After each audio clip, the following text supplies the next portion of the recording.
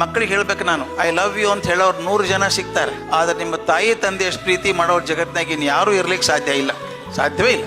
ನಾ order correct ಆಗಿ ಹೇಳಿನಿ, ತಾಯಿ ತಂದೆ ಅಂತ. ಫಸ್ಟ್ ತಾಯಿ, ಆಮೇಲೆ ತಂದೆ. ಹುಡುಗರಿಗೆ ಹೇಳ್ತೀನಿ ಮಕ್ಕಳಿಗೆ, ನಿಮ್ ತಾಯಿಗೆ ನಿನಗೇನ್ ಗೊತ್ತಾಗ ಸುಮ್ಮಿರು ಅನ್ಬೇಡ. ಆಕೆ ವಿಷಯ ಗೊತ್ತಾಗ್ಲಿಕ್ಕಿಲ್ಲ, ಆದ್ರೆ ನಿನ್ ಕಣ್ಣಾಗ ನೋವಿದ್ದದ್ ಕಾಣಿಸ್ತಕ್ಕೆ ಅನುಭವದಾಗ ಗೊತ್ತಾಗ್ತದೆ. ಆಕೆ ಎಷ್ಟು ಅನುಭವ ನಿಮ್ಗೆ ಯಾರಿಗೂ ಇರ್ಲಿಕ್ಕೆ ಸಾಧ್ಯ ಇಲ್ಲ. ಅದಕ್ಕೆ ಮಕ್ಕಳಿಗೆ ಯಾವಾಗ್ಲೂ ಒತ್ತಿ ಹೇಳೋದು ನಾನು, ನಿಮ್ಮ ನಡತೆಯಿಂದಾಗಿ, ನಿಮ್ಮ ಮಾತಿನಿಂದಾಗಿ ನಿಮ್ಮ ತಾಯಿ ಕಣ್ಣೊಳಗೆ ಒಂದ್ ಹನಿ ನೀರು ಬಂದ್ರೆ ನೀವು ದೊಡ್ಡವರಾಗ್ಲಿಕ್ಕೆ ಸಾಧ್ಯ ಇಲ್ಲ. ಅದನ್ನ ಕಾಪಾಡ್ಕೋಬೇಕು, ಮುಂದೆ ಕಲಿಸ್ಬೇಕು ನಾವು ಶಾಲೆಯೊಳಗೆ. ಅದನ್ನ ಮಾತೃ ದೇವೋ ಭವ ಅಂತ ಮಂತ್ರ ಅಂದ್ರೆ ಆಗ್ಲಿಲ್ಲ, ನಡೆ ತೋರ್ಸ್ಬೇಕಾಗ್ತದೆ. ಅದ್ರ ಜೊತೆಗೆ ನನ್ನ ದೇಶದ ಬಗ್ಗೆ ಒಂದು ಅಭಿಮಾನ ಇರ್ಬೇಕಲ್ಲ. ನಾವ್ ಏನ್ ಮಾಡಿ ಅಂದ್ರೆ ಈಗ ಬಹಳ ದುರ್ದೈವ, ದೇಶವನ್ನು 10 ರೀತಿಯೊಳಗಡೆ ಹಾಕಿವಿ. ಜಾತಿ ಆಧಾರದ ಮೇಲೆ, ಧರ್ಮದ ಆಧಾರದ ಮೇಲೆ, ಭಾಷೆ ಆಧಾರದ ಮೇಲೆ, ಲಿಂಗದ ಆಧಾರದ ಮೇಲೆ ಒಡೆದು ಹಾಕಿವಲ್ಲ. ನಾ ಹೇಳಿದ್ರೆ ನೀವು ಯಾವುದೇ ಧರ್ಮಕ್ಕೆ ಸೇರ್ಕೊಳ್ರಿ, ಮನೆಯೊಳಗೆ ಯಾವುದೇ ದೇವರ ಪೂಜಾ ಮಾಡ್ರಿ, ಅಡ್ಡಿ ಇಲ್ಲ. ಹೊರಗೆ ಬಂದ ನೀವು ಭಾರತೀಯ ಮಾತ್ರ, ಇನ್ ಯಾವುದೂ ಅಲ್ಲ. ಅದು ಕಟ್ಟೆ ಹೇಳ್ಬೇಕು ಹುಡುಗರಿಗೆ ನಾವು. ನಿಮ್ ಏನ್ ವ್ಯತ್ಯಾಸ ಇದ್ರೆ ಮನೆಯೊಳಗೆ ಪೂಜಾದಾಗ ಮಾಡ್ಕೋರಿ, ಯಾವ ಧರ್ಮದ ತೊಂದರೆ ಇಲ್ಲ, ಪೂಜಾ ಮಾಡ್ಕೋರಿ. ಹೊರಗೆ ಬಂದ ನಾ ಭಾರತೀಯ ಮಾತ್ರ ಆಗಿರ್ಬೇಕು, ಮತ್ತೇನು ಆಗ್ಲಿಕ್ಕೆ ಸಾಧ್ಯ ಇಲ್ಲ. ನನ್ನ ದೇಶದ ಬಗ್ಗೆ ಅಭಿಮಾನ ಇರ್ಬೇಕು ನಮ್ಮ ಹುಡುಗರಿಗೆ.